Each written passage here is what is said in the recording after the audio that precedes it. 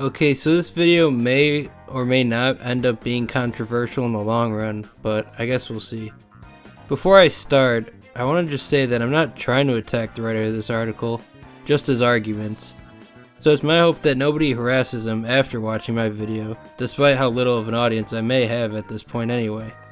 But starting off, I have nothing against the first paragraph and I think it's a respectable opinion. However, after that is where I start to have some problems. I can't tell if this is maybe someone trying to be a contrarian, rage bait, or it's their genuine opinion. So they say that the upcoming sequel looks generic, lacking originality and imagination. But at the same time are quick to say we haven't seen much, which is true. Because as we already know, trailers can be quite deceptive and can even make a bad thing look good or a good thing bad. They also say that the game seems to be playing it safe. The idea of something taking risks can pay off, and I get what they mean, and this might be a bad take, but why take unnecessary and excessive risks just for the sake of it? I mean, sure it can pay off, but playing something safe isn't always bad, but again, we're not looking at the full picture. We won't know for several more months how the full game of Spider-Man 2 will turn out. Then they go on to talk about how Venom sounds exactly like he does in the Spider-Man 3 and Tom Hardy's Venom movies. So I looked up some clips just to check, and for Tom Hardy's two films, maybe you could make the case, but definitely not for Spider-Man 3. He sounds closer to Topher Grace's regular voice, so it seems like it was barely edited. Unless I'd have to watch the full movie again, but hey, I wouldn't mind that. But Tony Todd, who I know from Candyman, voices Venom in the upcoming sequel, and his portrayal seems to be mostly organic. Whereas Tom Hardy's voice was understandably edited, I heard Tony Todd do his Venom voice during the recent San Diego Comic-Con panel promoting Spider-Man 2, and it sounds exactly the same as the trailer, and I find that really cool. Aside from that, Venom is this huge hulking alien monster, so I wouldn't expect anything less than him having a deep, intimidating voice. Maybe that's just me, but I couldn't really think of another way Venom could sound and still bring that intimidation. Even if Harry is the host for Venom, which seems to be the case based on them sharing the same line in the trailer, it's something different. Maybe Harry being the host will influence Venom in a way, but that remains to be seen. Especially in the post-credits of the first Spider-Man PS4 game, when Norman visits Harry in the pod, the symbiote seems to be attached to Harry, and even reacts to Norman when he's talking, reaching out to him. Even in this recent trailer, the symbiote still seems to be in the chamber that Harry was stored in. We can notice it when Norman and Harry are talking to each other.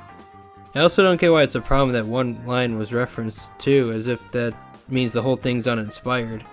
If that's a problem, you should have a problem with the Spider-Verse movies, since those two are full of references. You'd also say it's uninspired that the Spider-Verse movies reused the Spider-Man pointing meme, not only once but twice. The first time during the post-credit scene of Into the Spider-Verse, and then during the chase scene in Across the Spider-Verse. Then there's issues with how the symbiote makes Peter aggressive, and how that's a reused concept, and how the sequel takes place in New York City again, and I just have to say, so what? Isn't that how it's always been? It's essentially a parasite that attaches to Peter, so of course it's going to have some sort of influence on him. Otherwise, what's the downside of the Venom symbiote bonding to Peter or any other host if it's all beneficial? There'd be no issue or conflict with it. Then there's the New York issue. I mean, sure, I thought it was kind of cool to see Spider-Man go to Europe and space like in the MCU and other stuff. But he's known as the friendly neighborhood Spider-Man, and New York is his neighborhood. He doesn't just fight supervillains, but also helps out the little guys that might need it as well. To me, that's like being upset at the Batman Arkham games for taking place in Gotham.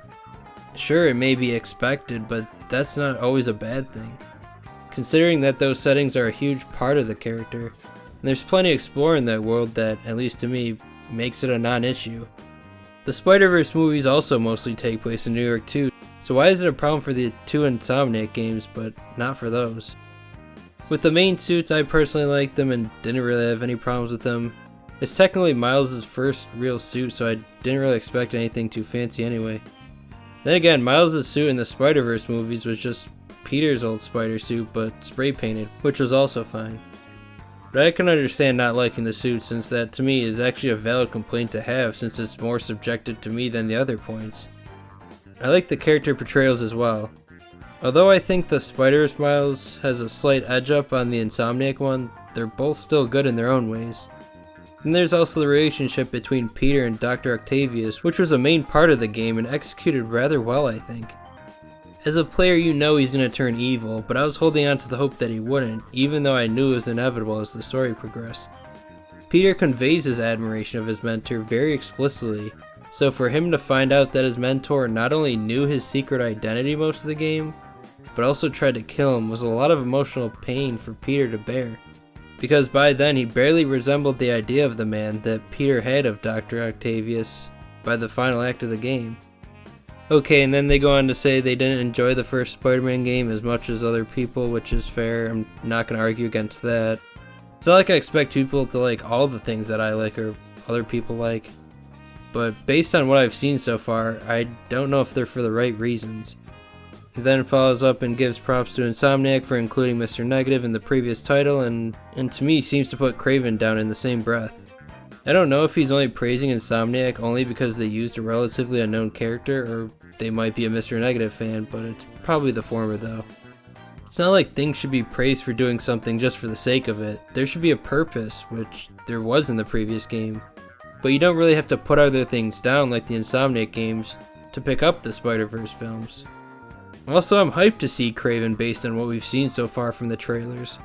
He seems like he might actually be somewhat of a threat to Spider-Man. I could be wrong, but I guess we'll see. Kraven isn't really a villain we've seen that much of anyway up to this point. Sure, there's going to be a Kraven solo film, but aside from that, it's not like Spider-Man products are oversaturated with Kraven, and it's not like he's as well known as maybe Green Goblin and Venom among others.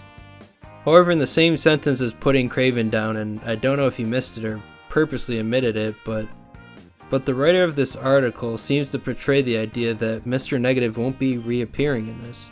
But that can't be farther from the truth because based on the trailer that this article is a response to, Miles confronts him at some point in this game because of the events of the previous game. He may or may not have more of a presence than the previous game, but we won't know until the game releases.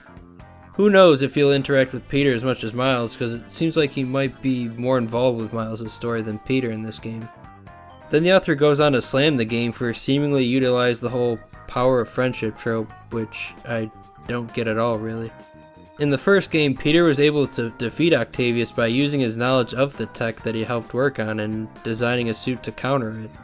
I mean, I guess he had some help from MJ for reminding him of that, but at the same time, it's not like he probably wouldn't have figured out a way to beat him without that reminder anyway.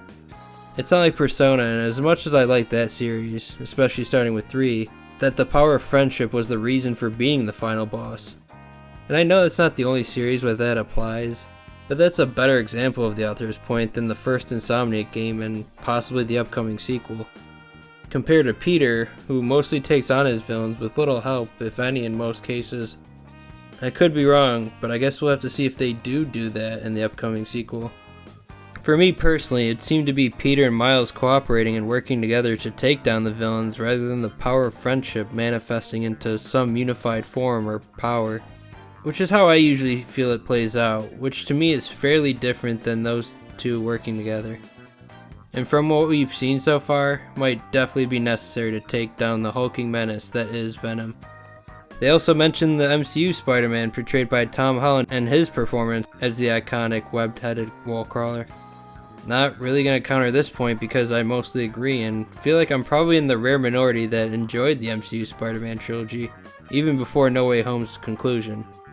It was something a bit unique and something we haven't really seen too much before and was different, and just because that was the case for this trilogy doesn't mean it'll always be the case.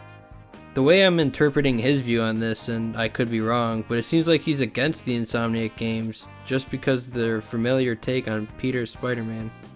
But something shouldn't be rewarded just for being different, especially when there's probably a good reason why the familiar tropes are present in these Spider-Man projects. Spider-Man, more so Peter Parker Spider-Man, has no reason to be reinvented just to be reinvented, especially since his character has endured for so long and has been admired by people for many years already. What I think was special about Into the Spider-Verse was that it took a relatively unknown Miles Morales Spider-Man and told his origin, with him being a whole different person than Peter. Miles is also a character that has been adapted in way less media than Peter Parker, so I feel like there was more room to expand his character than there was for Peter. However, the different versions of Peter Parker present in that film still contain the aspects of why he's so beloved. At least, that's how I feel. But if we were to apply the interpretation I made of the author's comments about media not exploring further beyond the formula, then the Spider-Verse films wouldn't be that great. Because they would just be a glorified version of Shattered Dimensions, which came out in 2010. With the Spider-Verse comic storyline in 2014 being a direct result of Dan Slott, who also wrote the story for Shattered Dimensions, carrying that concept over, which in turn inspired the 2018 animated film. Okay, we're almost done here. So yeah, I agree that playing as both Peter and Miles in one game will be fun to switch things up, but why bring up the Marvel's Avengers game? It's not a hero team-up like what you'd expect from an Avengers game. It doesn't seem like it's trying to go beyond the character of Spider-Man. Spider-Man should be the focus in his own game. But that's going to be it for this breakdown of this article. I admittedly cut some stuff out because I didn't want to come off too aggressive and didn't want to come off as petty for attacking every little sentence. So I'm sorry if that didn't work. But I'll just say again, don't go attacking this person or anything after watching this video. I'm not condoning harassment for him, just want to make a video where I sort of attack his ideas for the upcoming Spider-Man sequel. Because who knows, maybe there are people who share his point of view and maybe this could help shed some light on mine and why I think it might be wrong. I could also be wrong, so I guess I'm sharing my opinion just like the author of this article, but at least we both have that privilege. That's gonna be it for this video. Thanks for watching and hope you all are looking forward to Spider-Man 2 as much as I am. Until the next one, take care.